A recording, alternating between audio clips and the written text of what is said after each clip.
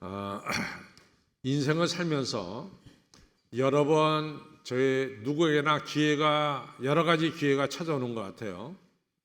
근데 그 기회를 잘 잡은 경우도 있지만은 그 기회를 놓친 경우도 없잖아 있을 것 같아요.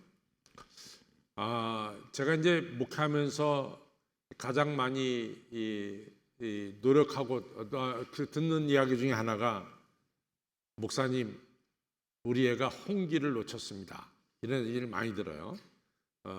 걔가 참 여러 사람들이 걔를 좋아할 때 그때 그냥 보냈어야 되는데 그걸 놓쳐가지고 지금 보니까 홍기를 그때 놓친 것 같습니다, 이런 이야기를 제가 듣습니다. 사실이 그렇죠. 그러니까 때가 됐을 때는 아들, 딸 장가시집 보내야 되고 절대로 홍기를 놓쳐서는 안 될 것 같아요. 그러다가 이제 놓쳐지게 되면은 정말 나중에는 점점 더 힘들어지는 것 같다가 우리가 실제로 경험하고 있습니다. 성경을 보면서 이제 느끼는 것 중에 하나가, 참 좋은 기회였는데 그 기회를 놓친 사람들도 있고 또 그 좋은 기회를 놓치지 않고 붙잡은 사람도 있습니다. 근데 결론적으로 보면은 기회를 놓친 사람은 정말 어렵게 되고, 기회를 잡은 사람은 모든 것이 회복되는 걸 갖다가 우리가 성경에서 보게 되죠. 한 예를 들자면은, 여러분과 제가 이제 엘리야에 대한 이야기를 좀 보려면은 열왕기 상을 봐야 됩니다. 열왕기 상에는 엘리야에 대한 이야기가 나오고, 열왕기 하는 엘리야의 제자인 엘리사에 대한 이야기가 나옵니다. 그래서 기본적으로 여러분들이 나는 엘리야 예언자를 보고 싶다 그러면 열왕기 상으로 들어가야 되고, 나는 엘리야의 제자인 엘리사를 좀 보고 싶다 그러면은 열왕기 하로 가야 됩니다. 근데 열왕기 13장에 보면은 이 훌륭한 엘리사라는 예언자가 세상을 떠나게 됐어요, 병 때문에. 그때 이제 왕이 누구냐면 요아스라는 왕인데, 이 왕한테는 허물이 많습니다. 여러 가지 잘못된 게 많은데 한 가지만은 이 요아스 왕이 잘 가지고 있는 게 뭐냐면은 이 엘리사 예언자를 아버지처럼, 자기 아버지처럼 여겼어요. 그래서 엘리사 예언자가 병으로 세상을 떠난다 그러니까 이 요아스나 왕이 그 엘리사 병상으로 찾아와서 막 눈물을 흘려가면서 이야기를 해요. 나의 아버지요, 나의 마병이요, 어찌 이렇게 세상을 떠날 수 있습니까? 하면서 막 울면서 이제 돌아가시는 엘리사에게 이 마지막 병문안을 합니다. 그때 이제 엘리사가 세상 떠나기 전에 이 요아스 왕한테 좋은 것을 좀 해주고 싶었어요. 근데 그건 뭐냐면은, 북이스라엘이라는 나라는 항상 어디하고 전쟁을 하냐면 지금의 시리아, 다마스커스를 수도로 하고 있는 시리아, 성경에는 아람이라고 말합니다. 아람한테 수없이 공격을 받습니다. 그러니까 엘리사가 세상 떠나기 전에, 엘리사가 있을 때는 아람이라는 나라가 북이스라엘 건들지 못했어요. 왜냐하면 엘리사가 다 내려오는 길을 알기 때문에 북이스라엘 군대를 그때 장소마다 배치시켰기 때문에 아람이라는 나라가 이 북이스라엘을 이길 수가 없었습니다. 근데 이제 세상을 떠나게 되면은 아람이라는 나라가 틀림없이 북이스라엘을 공격하고 점령하는 이런 사태가 벌어질 겁니다. 그러니까 엘리사가 요아스 왕한테 마지막 좋은 기회를 드립니다. 그건 뭐냐면은, 왕이요, 동쪽 창문을 여십시오. 왕이 동쪽 창문을 열었어요. 화살을 가지고 동쪽 창문을 향해서 쏘십시오. 마음껏 쏘십시오. 몇 발을 쏘도 좋습니다. 10발을 쏘도 좋고 20발을 쏘도 좋습니다. 쏘십시오. 그랬더니 이제 요아스 왕이 이 엘리사 말씀대로 활을 들고 이같이 화살을 꽂아갖고 동쪽 창문을 쐈는데 3번 쏘고 스탑을 했어요. 그랬더니 세상 떠나는 엘리사가 노했습니다. 아니 왕이요, 왜 5번, 6번, 7번 쏘지 못하고 왜 3번만 쏘십니까? 왕이 5번, 6번, 7번 쐈더라면 아람은 북이스라엘에게 멸망했을 것입니다. 근데 왜 3번만 쏘십니까? 앞으로 3번은 북이스라엘이 아람land과 전쟁에서 3번은 이길 것입니다. 그 다음부터는 아람한테 북이스라엘이 공격을 당하고 괴롭힘을 받을 것입니다. 너무나 안타까운 사실이죠. 이왕 쏜 김에 말이지, 한번 5번, 6번, 7번 쐈더라면 늘 이스라엘을 괴롭히는 이 시리아, 아람이라는 나라는 이 점령하고 더 이상 북이스라엘 괴롭히지 않을 텐데 그 기회를 놓친 거예요. 너무 안타깝죠. 또 저는 성경을 보면서 안타까운 것은 솔로몬입니다. 솔로몬 왕이 다윗 왕의 아들로 태어나서 정말 너무나 좋을 때 통일 이스라엘의 왕이 됐죠. 아버지 다윗이 성전을 지으려고 했지만 하나님께서 못 짓게 하니까 아버지 다윗은 모든 성전 지을 재료를 다 준비했어요. 또 솔로몬이 왕이 돼서 이 큰 나라를 다스리기 위해서는 지혜가 필요하니까 1,000번제를 드려서 하나님께 지혜를 얻습니다. 또 아버지의 유언대로 성전을 짓습니다. 그러니까 솔로몬의 처음 시작하는 것은 너무나 좋았어요. 근데 우리가 열왕기상 11장에 가서 보면은 솔로몬이 이래도 돼? 하는 그런 성경 구절이 나옵니다. 그것은 뭐냐면 솔로몬의 이 후비가 700명이고 솔로몬의 첩이 300명이었더라. 그러니까 부인 1000명을 데리고 사는 사람이 바로 솔로몬입니다. 근데 이 후비 700명 또 이 첩 300명이 다 이스라엘 여자면은 괜찮겠는데 뭐 모함 여자도 있고 암몬 여자도 있고 또 애굽 여자도 있고 주변 여러 나라의 여자들이 솔로몬의 왕비가 된 거예요. 근데 주변 여러 나라들은 하나님 섬기지 않고 다 우상 섬기지 않습니까? 그러니까 이 왕비들의 원대로 뭐 모압 여자한테는 모압 신인 밀곰을 뭐 세워주고 또 애굽 사람한테는 애굽 신전을 세워주고 그 이스라엘 땅에 예루살렘 땅에 많은 이방 신전을 세워놨어요. 근데 솔로몬이 젊을 때는 그 이방 신전에 가서 제사를 안 드렸습니다. 근데 나이가 드니까 후비들이 왕한테 이방 신전에 가서 자기가 같이 제사 드리자 그러니까 거기 따라가기 시작했어요. 이방 신전에 다니면서 제사를 드리기 시작했어요. 열왕기상 11장 9절에 하나님께서 솔로몬을 찾아갑니다. 솔로몬아, 네가 이래서 되느냐?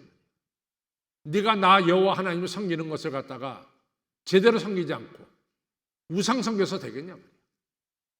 이러기를 하나님께서 한 번도 아니고 2번을 찾아가셨어요. 저는 하나님이 솔로몬을 특별히 사랑하셨다고 생각합니다.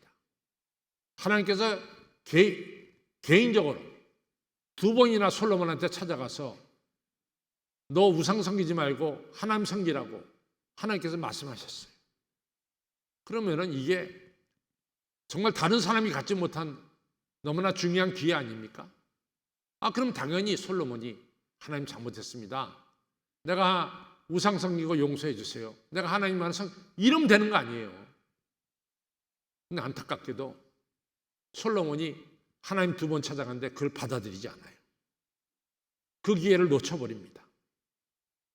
그래서 뭐 제가 이제 여러 군데 가서 이스라엘의 41명 왕 중에서 누가 훌륭합니까? 그러면 누구나가 다 다윗 왕이 훌륭하고 뭐 요시야 왕이 훌륭하고 히스기야 왕이 훌륭하고 솔로몬 왕이 훌륭하다 그래요. 근데 제가 히스기야나 요시야 왕이 훌륭하다는 건 내가 다 받아들입니다. 다윗 왕은 물론이고. 근데 솔로몬 왕이 훌륭하다. 저는 아니라 그래요. 솔로몬 왕은 훌륭하지 못합니다. 솔로몬 왕이 하나님이 2번 찾아가서 하나님께서 공고하신 것을 받아들이지 못했어요. 결과가 뭐냐?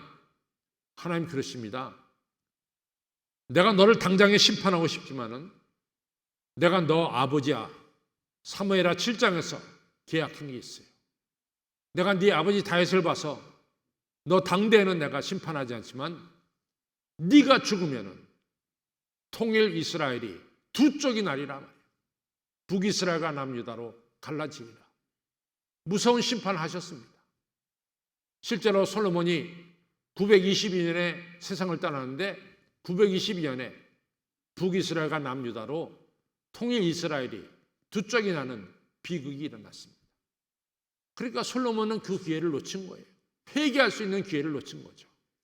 근데 반면에 열왕과자가 사무엘하 11장에 가서 보면은 뭐가 나오냐면은 글쎄 다윗 왕이 말이죠.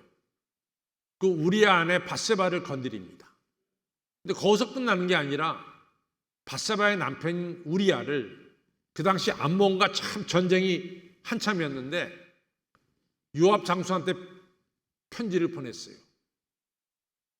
암몬과 전쟁할 때 이 우리아가 앞에 섰을 때 나머지 군대는 뒤를 빠져라. 그리고 우리아가 혼자서 앞에서 이 암몬과 싸우도록 해라. 이렇게 편지를 썼어요. 그러니까 요압 장군이 왕의 편지니까 그대로 실행할 수밖에 없죠. 그래서 각 함께 암몬과 싸우려고 나갔다가 이 우리아만 앞에 두고 나머지 군대는 뒤를 다 빠져버렸단 말이죠. 그러니까 우리아가 암몬 사람이 쏘는 화살에 밭이 돼버렸고 창에 밭이 돼서 거기서 죽었습니다. 하나님께서요 보통 노하신 게 아닙니다. 이 다윗이 네가 그리 할 수 있느냐 말이야. 그래가지고 나단 선지자를 보내가지고 다윗 네가 그렇게 할 수 있어? 네가 어떻게 그렇게 하냐 말이야. 네가 밧세바를 취하더니 이제는 밧세바의 남편 우리아까지 죽여버려? 그럴 수 있어 말이야. 이래가지고 나단을 통해서 사무엘하 11장에서 하나님께서 다윗을 책망했습니다. 근데 그때 중요한 게 뭐냐? 다윗이 제가 죄인입니다. 제가 잘못했습니다. 하면서 엎드려진 거예요. 하나님 주신 기회를 놓치지 않고 붙잡은 거죠. 그래서 여러분과 제가 시편 37편하고 51편에 보면은 다시 그때 책망을 받고 회개한 것이 나옵니다. 하나님, 내 죄를 사하여 주옵소서. 내 죄가 내 가슴을 누르고 있습니다. 그러면서 다시 눈물로 회개하는데 그 눈물이 얼마나 많았던지 벽에를 썩게 할 정도로 눈물을 뿌려가면서 다시 회개기도 했어요. 그래서 하나님이 다윗의 죄를 용서해 주시고 다윗을 다시 회복시켜 주셔서 다시 40년 통치를 은혜 가운데 잘 마치게 했습니다. 여러분, 우리가 주어진 기회 놓치면 안 되는 거예요. 기회를 놓치면은 요아스 왕처럼 이 시리아를 이길 기회를 놓쳐버린 것이고 솔로몬처럼 나라가 두 쪽 나는 비극을 겪게 되는 것입니다. 반대로 기회를 잡으면은 놓치지 않으면은 다윗처럼 용서받고 회복되는 역사가 일어나는 거죠. 오늘 성경 말씀은 어떤 배경이냐? 여러분 예수님께서 마태복음에도 한 33가지, 마가복음에도 한 30서너 가지, 또 누가복음에도 30서너 가지 예수님이 기적을 행하신 게 나옵니다. 근데 성경을 잘 보세요. 마가복음 1장에 예수님께서 이 문둥병자를 고치십니다. 그때 예수님이 고쳐놓으시고 하신 말씀이 너 다른 데 가서 절대로 얘기하지 말아라. 너 절대로 얘기하지 말아라. 예수님 자신을 갖다가 밝히는 걸 갖다가 예수님이 금하셨어요. 심지어 마태복음 17장에서 예수님이 다보산에서 예수님의 얼굴 해처럼 빛나고 옷이 빛같이 휘어졌을 때 다 베드로, 요한, 야고보가 예수님이 하나님의 사람이란 것, 하나님이란 걸 알았어요. 그때도 예수님께서 베드로, 요한, 야고보에게 엄히 얘기합니다. 바깥에 나가서 네가 본 것을 절대로 말하지 말아라. 그렇게 예수님은 자신을 드러내는 것 갖다가 금했습니다. 철저하게 금했습니다. 그런데 오늘 누가복음 19장에 예수님이 어린 나귀 새끼 타고 예루살렘 성에 입성할 때는 예수님이 자기 자신을 드러내신 거예요. 내가 바로 하나님의 아들이요 인류를 구원할 메시아임을 드러내는 겁니다. 내가 이 땅에 평화와 구원과 영광을 주러 왔다는 사실을 갖다가 예수님이 나귀 타고 올라가면서 표현하신 거예요. 그래서 예수님을 환영한 무리들이 호산나 다윗의 자손이요 하면서 예수님을 환영할 때 예수님은 기뻐했습니다. 근데 바리새인과 서기관들은 그 소리가 싫었어요. 왜 당신의 백성들로 하여금 저렇게 시끄럽게 하느냐? 예수님께 와서 따졌어요. 그때 예수님 말씀하시기를 뭐라고 말씀하냐? 저들이 나를 환영하는 것을 막으면은 지금 바닥에 있는 돌들이 소리를 칠 거다. 저들이 나를 환영하는 것은 당연한 거다. 이러면서 예수님이 내가 메시아요 하나님의 아들이요 우리에게 구원과 평화를 주러 오신 분임을 밝히 드러내 보이셨어요. 근데 문제는 뭐냐? 예수님을 영접지 않는 거야.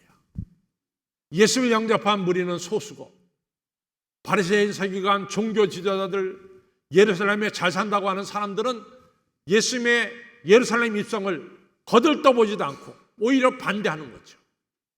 그것이 안타까운 사실입니다. 우리가 요한복음 1장에 예수님께서 자기 땅에 오며 자기 백성이 영접지 않았더라. 너무 슬프죠. 예수님이 33년 동안 사시면서 3년 동안 공생애를 사시면서 2번 공개적으로 우셨어요. 2번. 한 번은 요한복음 11장에서 나사라의 무덤 앞에서 예수님이 우셨어요. 또 한 번은 오늘 여러분과 제가 오늘 읽은 대로 이 누가복음 19장 41절에서 예수님을 영접지 않은 예루살렘을 보면서 눈물을 흘리신 거예요. 내가 오늘 예수님을 영접하고 구원과 평화, 하나님의 축복을 받는 날이거든. 내가 그 공부하는 것을 받지 않았다 하면서 예수님이 우셨어요. 다시 말해서 예루살렘 사람들이 예수님을 모실 수 있는 중요한 기회를 놓치고 만 거죠. 너무 좋은 기회를 놓치고 만 거죠. 저는 이제 이 목회자가요, 이 한 교회에서 오랫동안 목회하면서 좋은 것은 너무나 성도님들하고 저하고 정이 쌓여져서 가까운 건 너무 좋아요. 그렇죠? 근데 어려운 것 중에 하나가 이 절기를 지내는 게 어렵습니다. 그래서 내가 종려주일 설교를 오늘 하게 되면 18번째 하게 되고 부활절 설교를 18번째 하게 되고 그러니까 이 부활절과 또 이 종려주일 또 크리스마스 주일 우리가 이제 1년에 한 번씩 꼭 맞이하는데 자칫 잘못하면은 종려주일이 습관적으로 지나가 버려. 자칫 잘못하면 부활절이 1년에 한 번이 있는 그냥 절기로 지나가 버린다. 그게 목회하면서 제일 안타까워요. 정말 안타까워요. 여러분, 오늘 종려주일은 그렇게 지나가서는 안 됩니다. 오늘 종려주일은 나귀 타고 예루살렘 성에 입성하신 예수님을 영접하는 내 마음의 중심에 모시는 너무나 중요한 날인데 여러분과 저가 이날 그냥 지나가면 안 됩니다. 기회를 놓치면 안 된다 그 말이에요. 제 말씀.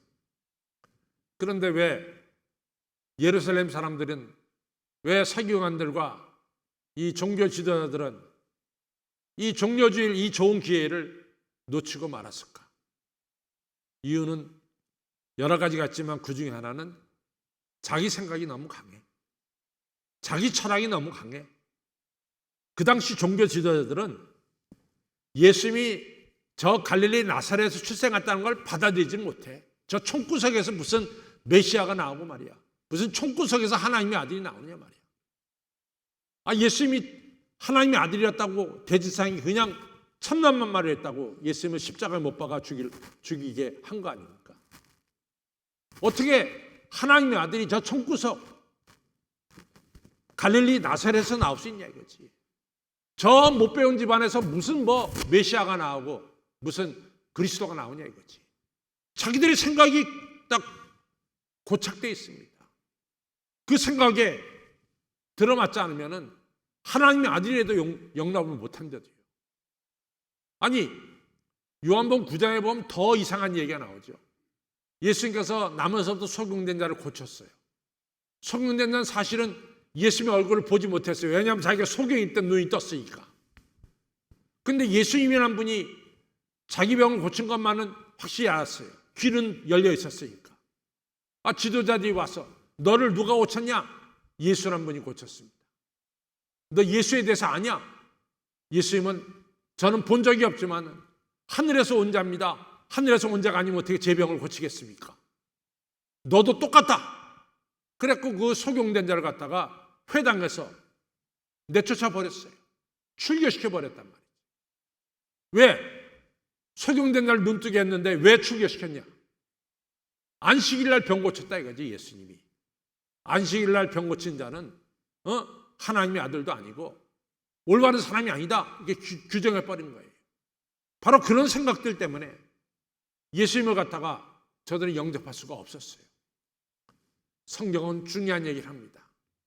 마태복음 23장에 소위 바리새인들과 서기관들, 종교 지도자들을 향해서 이런 말합니다. 너희들은 너희 자신도 하나님 나라 안 들어가고 하나님 나라 들어가겠다는 사람들도 너희는 그 하늘나라 들어간 길을 막고 있단 말이에요. 너희들이 소위 종교 지도자라고 말하지만은 다른 사람이 하늘나라 가려는 걸 막고 있고 너 자신도 안 들어가고 있단 말이에요. 이어서 마태복음 23장 15절에 말씀하기를 너는 한 영혼 찾겠다고 뭐 여기저기 동부선주해서 한 영혼 찾아놓고는 결국 너보다 더 악한 사람을 만들고 있지 않냐 말이에요. 이러면서 책망했습니다. 성도 여러분, 내 생각과 내 철학과 이것이 너무 강할 때는 우리가 예수님도 영접하지 못하고 다른 사람들도 그리스도에게로 인도하지 못한다는 것을 꼭 기억하시길 바랍니다. 잘 보세요. 내가 왜 예수님을 영접하지 못합니까? 그것은 내 생각과 내 철학이 강해서 아직도 마음문은 못 여는 거예요. 저는 이제 성경 역사를 보면서 재미있는 사실 중에 하나를 보는데 여러분 우리가 바벨론이라는 나라를 성경에서 참 많이 읽습니다. 왜냐하면 요한계시록에도 바벨론이라는 나라 이름이 언급되거든요. 신약에서도. 그러니까 바벨론은 너무나 크리스천들에게 있어서 유명한 나라가 바벨론이에요. 근데 지금 우리가 말하는 바벨론은 뉴 바벨로니아입니다. 신바벨론입니다. 옛날 바벨론은 그것도 유명하죠. 여러분들 3000년 전에 있었던 바벨론은 주전 3000년 전에 있었던 바벨론은 아시다시피 하무라비 법전이라는 걸 만들었어요. 그래서 하무라비 법전 하면은 여기 법을 공부한 사람들은 다 배웠습니다. 눈은 눈으로, 이는 이로 하는 탈리오의 법을 그때 하무라비 법전에서 나온 거예요. 그러니까 굉장히 유명한 얘기죠. 근데 올드 바벨론은 망했고 뉴 바벨론이 이제 도시국가처럼 생겨났는데 이 뉴 바벨론이 주전 612년에 그 당시에 중동 세계를 지배하고 있던 아시리아가 북이스라엘 멸망시킨 나라가 아시리아입니다. 그 아시리아의 수도가 니느웨인데 주전 612년에 이 도시국가 바벨론이 니느웨를 한번 뻥 쳤는데 니느웨가 폭삭 망했어요. 그때 누구도 그렇게 생각하지 못했죠. 어디 감히 도시국가 바벨론이 그 큰 나라 니느웨를 갖다가 쳤는데 망하겠느냐. 그런데 결론은 니느웨가 망했어요. 그래서 아시리아가 망해서 그때부터 주전 612년부터 바벨론은 중동의 패권 국가, 강한 국가가 됩니다. 그래서 유다도 점령하고 그 밖에 많은 나라를 점령해서 큰 나라가 됐어요. 그럼 우리 생각에 이 바벨론이라는 나라가 오래오래 갈 줄 알았는데 100년을 못 가고 망했어요. 100년을 못 가고. 주전 539년에 페르시아 고레스 왕한테 이 바벨론이 망해서 중동의 패권은 바벨론에서 페르시아로 바사로 옮기게 됩니다. 그리고 페르시아는 200년 넘게 중동의 패권 국가로 남아 있습니다. 제가 왜 이런 얘기를 하냐면은 참 중요한 것이 영국 박물관에서 발견이 됐는데, 그것이 뭐냐면은 539년에 바벨론을 물리치고 중동의 패권 국가를 이룬 페르시아의 고레스 왕에 대한 이야기입니다. 그 고레스 왕이 아주 귀한 말씀을 갖다가 항아리에다가 적었어요. 이 진흙으로 된 이 원통령 거기다가 적었습니다. 근데 그것이 이 완전하게 1879년에 발견됐는데, 완전한 상태로 발견된 게 아니라 조각 한 2개가 없어져서 그 원통 비문에 적힌 글을 갖다가 정확하게 해독할 수가 없었어요. 그러다가 2010년에 대형 박물관에서 나머지 2 조각을 찾아가지고 고레스 왕의 원통 비문을 갖다가 완전하게 꿰 맞췄습니다. 거기에 고레스 왕이 쓴 글이 나옵니다. 어떤 민족도 위협해서는 안 된다. 우리가 점령하고 있는 식민지 국가의 전통과 종교를 우리는 살려야 된다. 어떤 나라도 존중받지 못할 나라는 없다. 이 3가지 중요한 내용이 거기 적혀져 있는 거예요.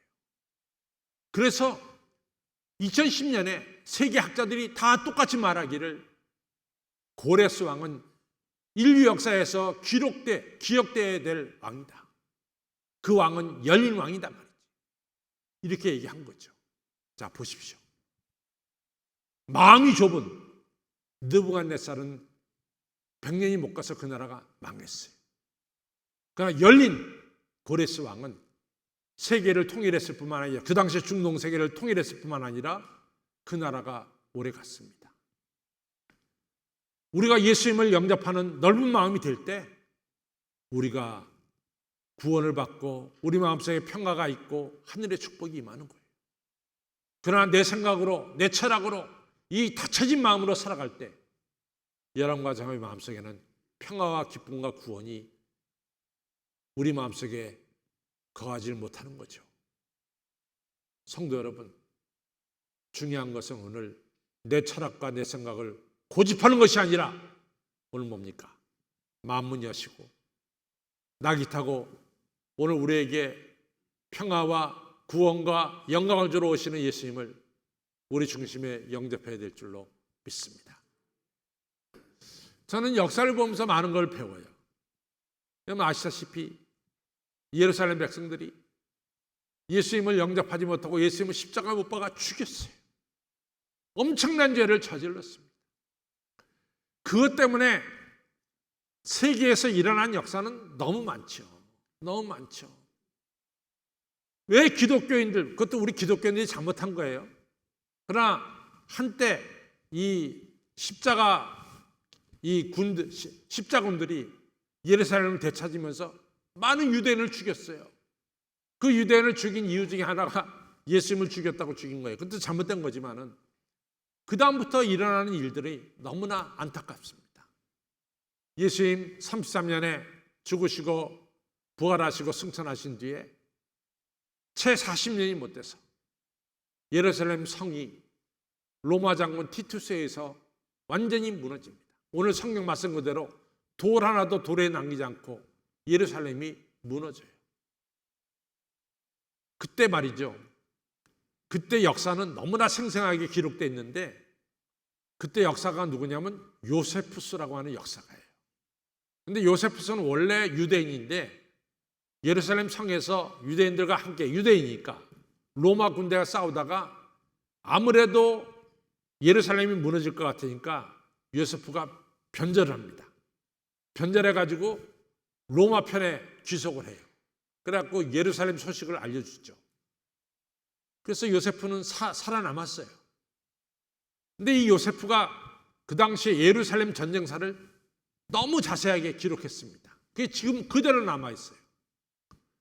그때 예루살렘 성이 무너질 때 로마로 포로로 끌려간 사람이 몇 명이냐? 9만 7천 명이 끌려갔어요. 예루살렘 성이 무너질 때 예루살렘에 있던 유대인이 얼마나 죽었느냐? 110만 명이 죽었어요. 110만 명. 어마어마한 숫자입니다. 예루살렘 땅에 평화와 구원과 영광을 주러 오신 예수님을 배제하고 예수님을 십자가에 못 박아 죽이고 나서 결과적으로 어떤 일이 벌어집니까? 예루살렘 성이 무너지고 그리고 수많은 사람들이 어려움을 당하는 비참한 결과가 나타난 거죠. 여러분, 기회가 있어요. 아까도 얘기했잖아요. 솔로몬이 그 기회를 놓치니까 나라가 두 쪽 나고, 요아스 왕이 그 기회를 놓치니까 아람에게 당하고, 반대로 다윗이 그 기회를 잡으니까 하나님께서 다윗의 죄를 용서하시고 다윗을 다시 영화롭게 만들어 주신 것을 우리가 분명히 성경에서 볼 수 있습니다. 오늘 종료주일에 여러분과 저는 예수님을 모셔야 돼요. 낙이 타고 오신, 겸손하게 오신 예수님을 마음문 열고 모셔야 됩니다. 고린도후서 6장 1절과 2절에 내가 여러분들과 똑같이 하나님의 일을 하는 자로서 당신들에게 말합니다. 여러분, 은혜를 절대로 가볍게 받아서는 안 됩니다. 지금이야말로 은혜 받을 날이고 지금이야말로 구원의 때입니다. 여러 성도님들, 은혜 받을 때 은혜 받으시고 구원 받을 때 구원 받으시길 바랍니다 라고 하는 중요한 말씀을 고린도후서 6장 1절과 2절에 사도 바울이 말씀하고 있습니다. 그 말씀이 바로 오늘 우리야. 오늘 우리가 은혜 받을 날이고 오늘 여러분과 저가 구원 받을 날입니다. 요즘 우리가 새벽 기도에 요한계시록을 공부하는데 저는 요한계시록에서 이 2장과 3장과 4장에서 특별히 3장과 4장에서 열린 문이 3개가 나옵니다. 열린 문이. 하나는 계시록 3장 8절에 빌라델피아 교회에 열린 문이 나오고, 그 다음에 라우디게아 교회에 열린 문이 나옵니다. 계시록 3장 20절이죠. 그 다음에 계시록 4장 1절에 하늘나라 열린 문이 나와요. 빌라델피아 교회에 열린 문은 우리가 복음을 전할 수 있는 열린 문이에요. 선교할 수 있는 열린 문이야. 그 열린 문 놓치면 안 돼. 두 번째, 라우디게아 교회에 나오는 열린 문은 내가 문 밖에 서서 문을 두드리려니 누구든지 내 음성을 듣고 문을 열면 내가 들어가 너와 더불어 먹고 그는 나와 더불어 먹으리라. 이같이 예수님을 영접한 자, 이기는 자에게는 내가 하나님의 보좌 옆에 앉은 것처럼 그들도 내 보좌 앞에 앉게 해주리라. 너무나 축복된 말씀입니다. 오늘 낙이 타고 예루살렘 성에 입성하신 예수님을 영접하는 자에게, 열린 문으로 영접하는 자에게 여러분과 저는 예수님과 함께 보좌 앞에 앉아서 세상을 다스리는 복된 자리에 앉게 된다라는 귀한 말씀을 주시고 있습니다. 요한계시록 4장 1절에 나오는 하늘의 열린 문, 하나님의 영광의 보좌를 볼 수 있는 문이고 그 문을 통해서 성령이 우리에게 임하는 축복이 임하는 것이 바로 하늘나라의 열린 문이고 하나님의 뜻 계시를 알 수 있는 그 문이 바로 하늘의 열린 문입니다. 열린 문은 축복의 문이에요. 아무쪼록 오늘 여러분들 마음을 활짝 열어놓으시고 낙이 타고 입성하시는 예수님을 우리 안에 영접하셔서 우리 안에는 뭐가 일어나요? 평화, 샬롬이 일어나고 우리의 삶에는 뭐가 일어납니까? 구원이 일어나고 그리고 우리의 미래는 하나님의 영광이 가득한 복된 미래가 되기를 주님의 이름으로 축원합니다.